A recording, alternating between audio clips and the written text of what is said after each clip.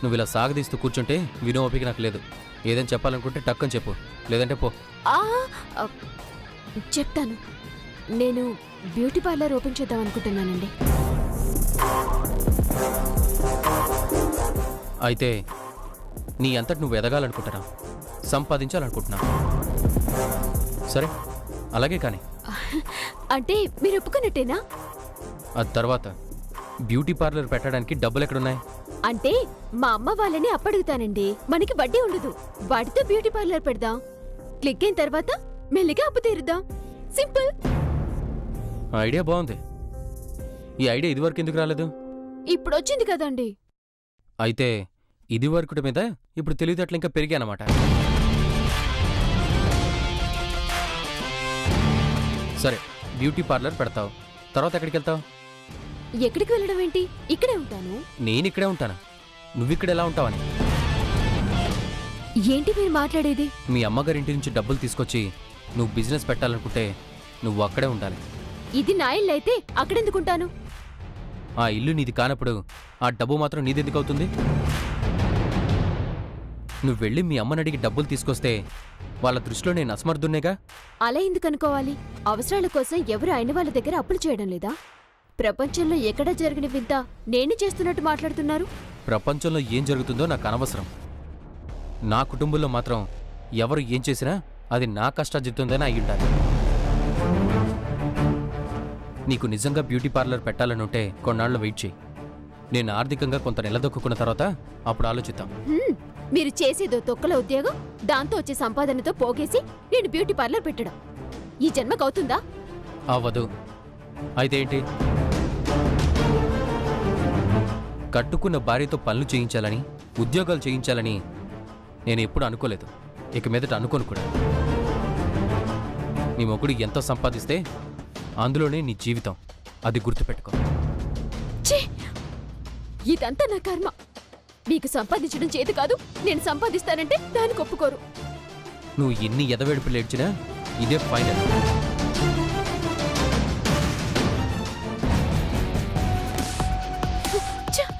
ఇదివరకు ఎంత కోపడినా ఏదో టైంకి ఐస్ అయిపోయేవాడు. ఈ మధ్య మరీ రాటు తెలిపోయాడేంటి? ఇలా అయితే ఇంకా బ్యూటీ పార్లర్ పెట్టినట్టే.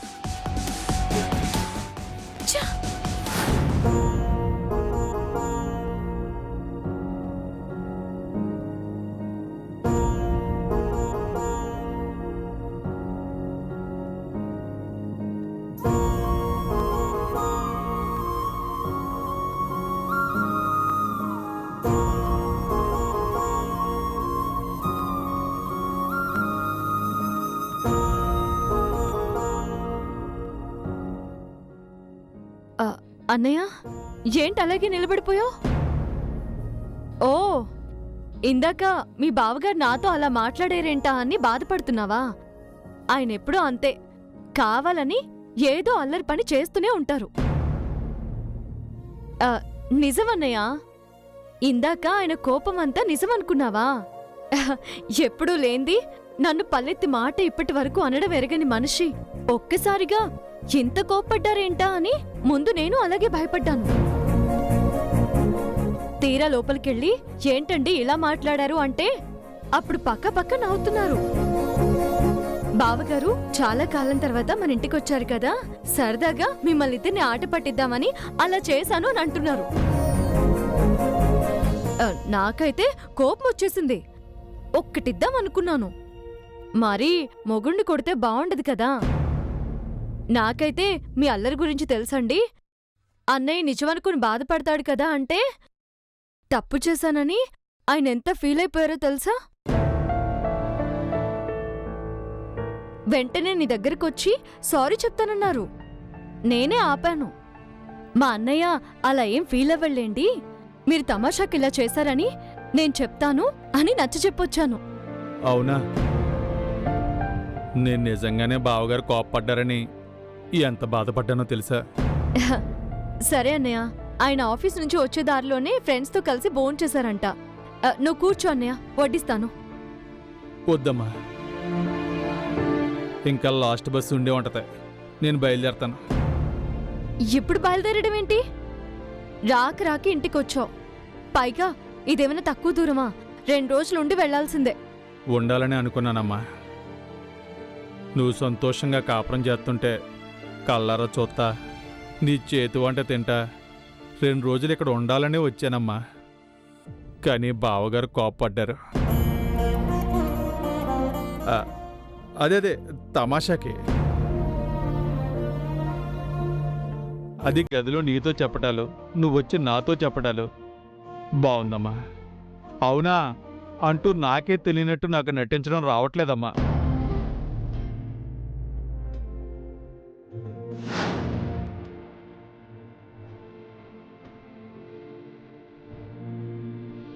నేను నీ తోడబుట్టినోండమ్మా, నీకంటే ముందు పుట్టినోండమ్మా. బిడ్డ బాధపడుతుంటే ఎక్కడో ఉన్న తల్లి పేగుకి తెలుస్తుంటారా, తోడబుట్టిన ప్రాణానికి కూడా తెలుస్తుందమ్మా.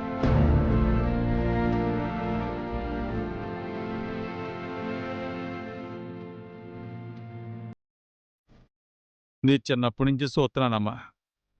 చుట్టుపక్కల వాళ్ళనే మాటల్ని, మీ వదిన పెట్టే కష్టాలని ఓర్చుకుంటూ, బాధల్ని గుండెల్లోనే దాచుకుంటూ, నీ కన్నీళ్ళు నా కంట పడకుండా దాచుకోవటం నీకు అలవాటైపోయిందమ్మా. ఇప్పుడు కూడా అదే చేస్తున్నావు. కానీ నీకు విషయం తెలుసా? అప్పుడు కానీ ఇప్పుడు కానీ నీ కంటి పొరల వెనక నాకు తెలియకుండా నువ్వు దాచాలనుకుంటున్న కన్నీళ్ళు నాకు కనిపిస్తూనే ఉన్నాయమ్మా.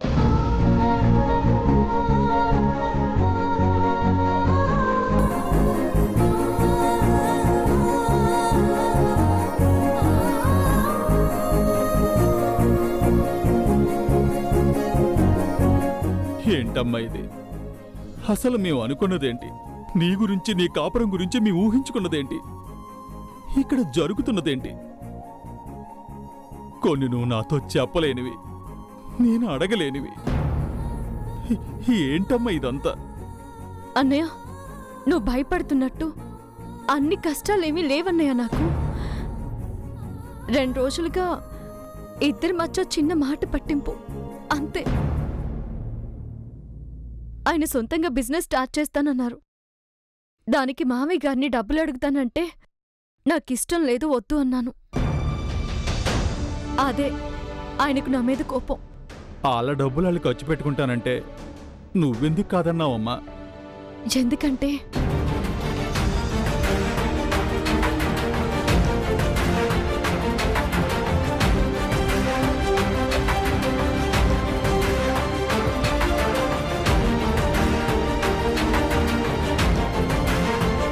మా అత్తయ్య అలా మాట్లాడిన తర్వాత లోకేశ్వరి అత్తయ్య తిరిగి దెప్పడానికి అవకాశాల కోసం చూడకుండా ఉంటుందంటావా? రేపు మామయ్య గారి డబ్బులతో ఈయన కంపెనీ పెడితే తండ్రి మీద ఆధారపడ్డ అసమర్థుడు నీ మొగుడు అనంటే మా ఆయన నన్ను కోపడినా పర్వాలేదు, దూరంగా పెట్టినా పర్వాలేదు, తట్టుకోగలను. కానీ ఆయన్నెవరైనా వేలెత్తి చూపిస్తే తట్టుకోలేనన్నయ్య. అయినా మా ఆయన తెలివైన వారన్నయ్య, తన స్వశక్తితో ఎదగగల సత్తా ఉన్నవారు. అది తెలుసుకున్న రోజు నీ నిర్ణయమే కరెక్ట్ అని ఆయనే నన్ను మెచ్చుకుంటారు. నువ్వు అనవసరంగా బాధపడకు, అన్నీ నేను చక్కబెట్టుకుంటాను. కూర్చో, భోంచేద్దాం. వద్దమ్మా, ఆకలిగా లేదు, వెళ్తాను. బాధ ఉంది, అంతకంటే ఎక్కువగా నీ జీవితాన్ని, నీ కాపురంలో వచ్చిన కలతల్ని నువ్వు చక్కబెట్టుకోగలవన్న నమ్మకం ఉంది. అదే నా ధైర్యం. ఉంటాను. అన్నయ్య,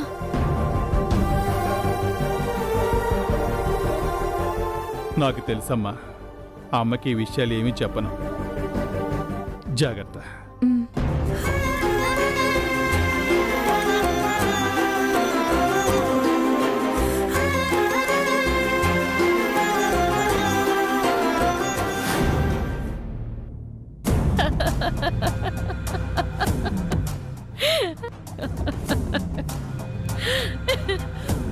అమ్మా, విషయం ఏంటో చెప్తే నేను నవ్వుతాను కదా ఆంటీ. ఏం చెప్పమంటావు ప్రియా? నిన్న గీత వాళ్ళన్నయ్య కుట్టు మిషన్ తీసుకొచ్చాడు కదా, నాకు చెప్పకుండా సొంత నిర్ణయాలు తీసుకోవడం ఏంటని రామ్ గీతకి లెఫ్ట్ అండ్ రైట్ ఇచ్చాడు. చెల్లెల్ని తిడుతుంటే అన్నయ్య చూస్తూ ఉన్నాడు. ఆ భాస్కర్ గాడు గీతని తిడుతూ ఉంటే ఉండలేడు కదా. ఉండలేక బావగారు అంటూ మధ్యలో దూరాడు. అప్పుడు భాస్కర్ని తిట్టాడు చూడు. అతని మొహం గీత మొహం చూస్తే ఎంత సంతోషం వేసిందో.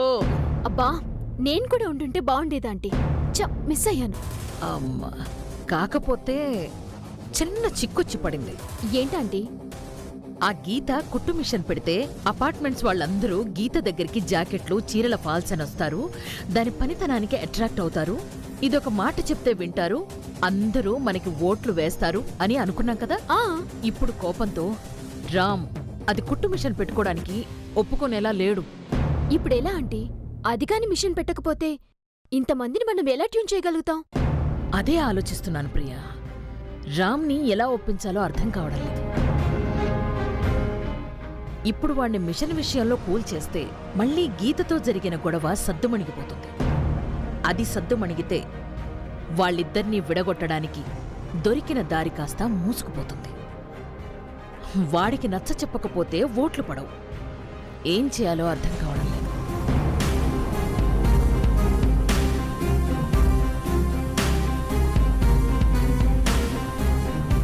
మీరేం టెన్షన్ పడకండి ఆంటీ. రామ్ని ఎవరూ ఒప్పించక్కర్లేదు, గీతే ఒప్పిస్తుంది. అదెలా ఒప్పిస్తుంది? దాని మొహం చూస్తేనే అంతెత్తులేస్తున్నాడు. గీత తెలివితేటల గురించి మీకు తెలీదా, నాకు తెలీదా? అది ఏదైనా చెయ్యాలి అని నిర్ణయించుకుంటే ఎంతటి వారినైనా ఎలాగైనా కన్విన్స్ చేయగలదు. అంతెందుకు, గీత టాలెంట్ ఏంటో మీరే చూద్దరు గాని కిందకి రండి. అవునా?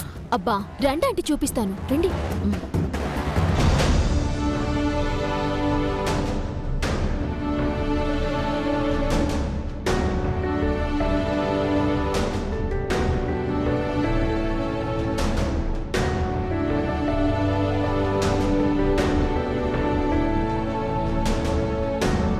ఏంటి అలా చూస్తున్నారు? కాఫీ కోసమా? నేనిచ్చినా మీరు తాగరు కదా, వేస్ట్ అవుతుందేమోనని కాఫీ పెట్టలేదు.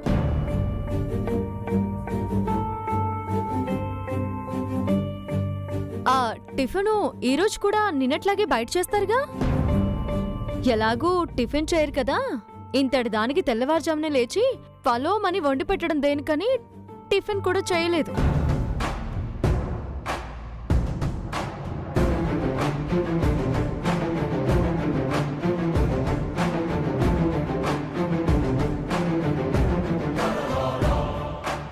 ఏంటి, లంచ్ బాక్స్ కోసం చూస్తున్నారా? టిఫిన్ తిననప్పుడు లంచ్ బాక్స్ కావాలంటారని ఎలా అనుకుంటాను? అందుకే చేయలేదు. ఏంటే రివెంజా? అయ్యో, మీరు చెప్పినవన్నీ ఫాలో చేస్తున్నానండి. ఫాలో చేయడం కాదే, కావాలని చేస్తున్నావు. నువ్వు కాఫీ ఇవ్వకపోతే గొంతెండిపోతుందా? టిఫిన్ పెట్టకపోతే కడుపు మాడిపోతుందా? బయట చాలా హోటల్స్ ఉన్నాయి, వాళ్ళు నీకంటే చాలా బాగా చేస్తారు. అవునా? అయితే ఇవాల్టి నుంచి గ్యాస్ పోయి అటక మీద పెట్టేస్తాను. మీతో పాటు మాకు కూడా టిఫిన్ నుండి డిన్నర్ వరకు పంపించేయండి. పొగరెక్కి కొట్టుకుంటున్నావే. ఏంటండి మీరు? నిన్నటి వరకేమో నీకు నచ్చింది చేస్తున్నావేంటని తిట్టారు, ఇప్పుడు మీరు చెప్పినట్టు చేసినా తిడుతున్నారేంటి? వంట చేయొద్దు, టిఫిన్ పెట్టద్దని చెప్పానా? గుర్తు చేసుకోండి. ఏమండి, కాఫీ కాఫీ. నువ్వు చెప్తే నేను వినాలా? నువ్వేం చెప్తా అది నేను చేయాలా? అది కాదండి, టిఫిన్ నేను చెయ్యను. నీకేంటి? కుట్టు మిషన్ వద్దు అన్నారు, ఆపేశాను, పక్కన పెట్టేశాను. ఇంకేం చేయాలో చెప్పండి. మీరు చెప్పినట్టు చేయకపోతే అప్పుడు అడగండి. వెళ్ళి అపార్ట్మెంట్ మీద నుంచి దూకవే. సరేనండి. ఏయ్! ఏంటే, నిజంగానే దూకేస్తావా? మరి మీరు చెప్పారుగా. నీకు పిచ్చి మరీ పీక్స్కెళ్ళిపోయింది. చూసావా ప్రియా, నా కొడుకు నిన్నిచ్చిన వార్నింగ్కి ఆ గీత ఎలా దారిలోకొచ్చేసిందో. మీరు చెప్పినట్టే వింటాను, మేడ మీద నుంచి దూకమంటే దూకుతానని ఎలా వణికిపోతోందో. మీ మొహం. ఏంటి? లేకపోతే ఏంటి, అది రివర్స్ యాంగిల్లో వస్తుంది. మీకు రామ్కి బల్బులు వెలగడం లేదు అంతే. రామ్ చెప్పినట్లే చేస్తాను, మిషన్ పక్కన పెట్టేస్తాను అని అంటోంది కదా. అలా అంటుందంటే ఖచ్చితంగా అందులో ఏదో మెలికుంటుంది. చివరి వరకు చూడండి. గీతా, ఏంటి పిన్ని గారు ఇలా వచ్చారు? ఏం లేదమ్మా. నిన్న జాకెట్ కుట్టిపెట్టావు కదా, ఎంత బా కుట్టావో. మా వాళ్ళందరూ భలే మెచ్చుకున్నారు. రేపొక పెళ్ళికెళ్ళాలమ్మా, ఈ జాకెట్ కూడా కుట్టిపెడతావని. ఆ, నేను కుట్టునండి. ఏమ్మా? ఏమా అంటే కుట్టు మిషన్ పక్కన పెట్టేశాను.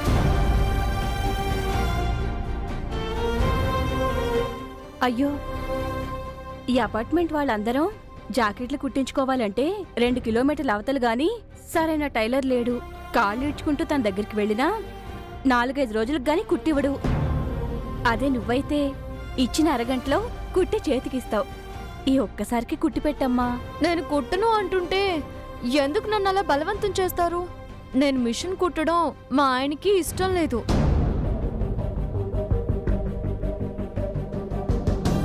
ఇప్పుడు మీరు రిక్వెస్ట్ చేశారని మళ్ళీ మిషన్ బయటికి తీసాననుకోండి, మా ఆయన కోపం వస్తే, నన్ను తిడితే, కొడితే, నీ మొహం చూడు పో అని నన్ను మెడ పట్టుకొని ఇంట్లో నుంచి గెంటేస్తే, నాకు విడాకులు ఇచ్చేస్తే, ఏయ్, ఏం మాట్లాడుతున్నావే?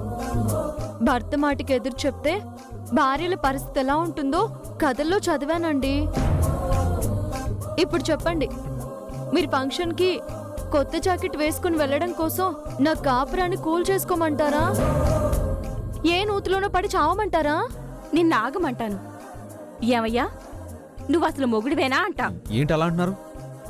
కావాలంటే దాని మెడలో తాళి కట్టాను చూడండి.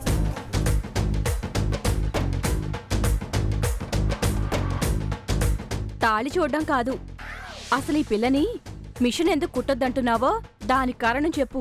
ఆ, అది ఈ పిల్లమైనా బయటికెళ్తానంటుందా? చక్కగా ఇంట్లో కూర్చుని సంపాదించే పెళ్ళం దొరికితే ఎంకరేజ్ చేయాల్సింది పోయి డిస్కరేజ్ చేస్తావా? విడాకులిస్తాను వదిలేస్తాను అంటావా? అబ్బా, ఆ మాట నేను అనలేదండి, అదే అంది. ఎందుకంటుంది? ఆ పిల్ల నీకు భయపడి వణికిపోతోంది.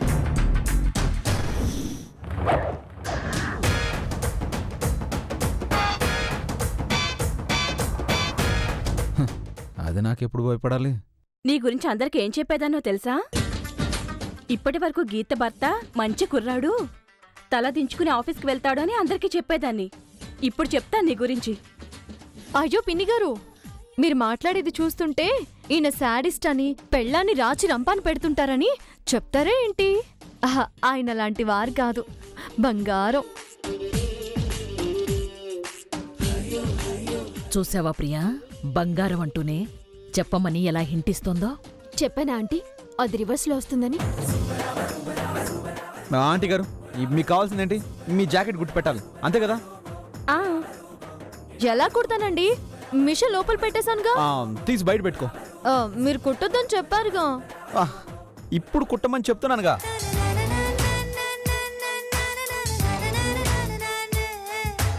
నువ్వన్నది కరెక్టే ప్రియా. రివర్స్లో వచ్చి నా కొడుకు నోటితోనే మిషన్ కుట్టు అని అనిపించేలా చేసింది. మీ గౌరవాన్ని మీరు కాపాడుకోవాలనుకుంటే మీ డైలాగులు మీరే చెప్పండి. వెళ్ళండి.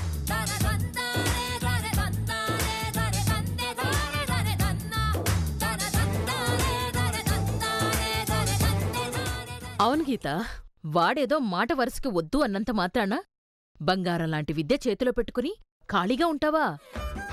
కుట్టనీ రామ్, మిషన్ కుడితేనైనా కాస్త సన్నబడుతుంది.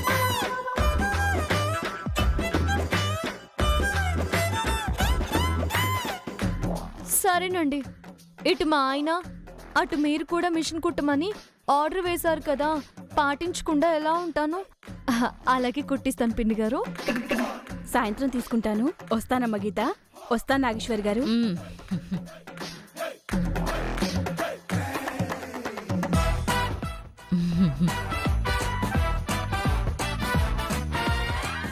చూసావా, నేను చెప్పబట్టే నువ్వు మిషన్ కుట్టడానికి నా కొడుకు ఒప్పుకున్నాడు.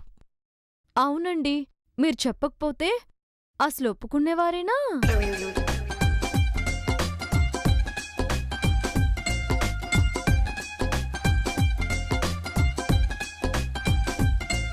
ఏంటి ప్రియా అంత సాగతీస్తూ మాట్లాడుతోంది? మిమ్మల్ని వెటకారిస్తుంది, అది అర్థం కాలేదా? ఈ బండదానికి ఒంటి నిండా కొవ్వే అనుకున్నాను. బలుపు కూడా ఎక్కువే.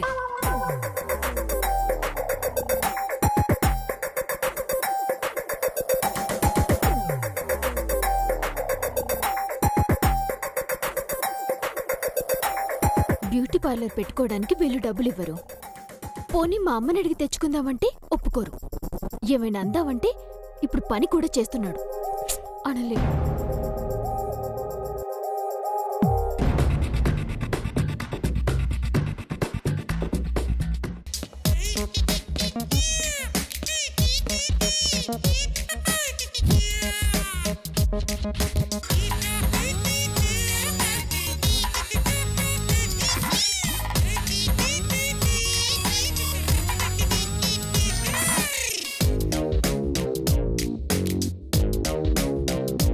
ఉదయం లేచినప్పటి నుంచి మేకప్ వేసుకుని కూర్చునేది కొత్తగా మొక్కలకి నీళ్ళు పోస్తుంది.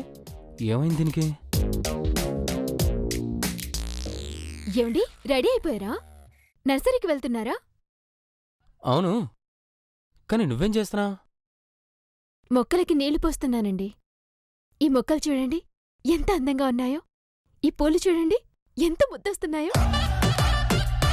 ఒక్కోసారి అనిపిస్తూ ఉంటుందండి, ఈ మొక్కలకి మనసొచ్చి పూలకి మాటలొస్తే ఎంత బాగుంటుందో అని. పూల మొక్కలు మాట్లాడించు. నీ నోటి వెంటేంటి కొత్త కొత్త మాటలు వస్తున్నాయి? మాటలు రావడం కాదండి, నాలో మార్పొచ్చింది. ప్రకృతిలో ఉన్న సౌందర్యం తెలుసుకున్నాను. మొక్కల్లో ఉన్న అందం తెలుసుకున్నాను. మొక్కల్ని, మట్టిని మీరు ఎంత ఇదిగా ప్రేమిస్తున్నారో తెలుసుకున్నాను. మీ మనసును తెలుసుకున్నాను. ఇదిగో, నువ్విలా మనసు తెలుసుకున్నాను, మంచం ఎక్కడం తెలుసుకున్నానని సోపేస్తే పడ్డానికి పాత శివని కాదు, పని చేస్తున్న శివని, కొత్త శివని. ఏ శివ అయితే ఏంటి? మీరు ప్రేమతో నా మెళ్ళో తాలి కట్టిన నా భర్తే కదా. ప్రియ ఇంత రొమాంటిక్గా మాట్లాడుతుందంటే ఖచ్చితంగా దీనికి గాలం వేస్తుంది. చూడు ప్రియా, నువ్వు ఎన్ని మాటలు చెప్పినా, ఎన్ని టెండర్లు వేసినా, ఎన్ని గాలాలు వేసినా బ్యూటీ పార్లర్ పెట్టొద్దు అంటారు.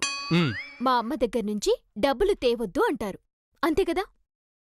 అయినా కష్టపడి సంపాదిస్తున్న భర్త మీరుండగా నేను మా అమ్మ దగ్గరికెలా వెళ్తానండి?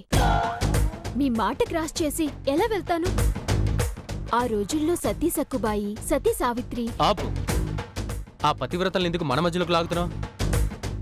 అసలు మ్యాటర్ ఏంటో చెప్పు. నాకు నర్సరీకి టైం అవుతుంది. మీరు నమ్మినా నమ్మకపోయినా నేను పూర్తిగా చేంజ్ అయిపోయానండి. పూర్తిగా మీదన్నైపోవాలనుకుంటున్నాను. ఇప్పుడు నర్సరీకి వెళ్ళండి. సాయంత్రం వచ్చేటప్పుడు పూలు తీసుకురండి.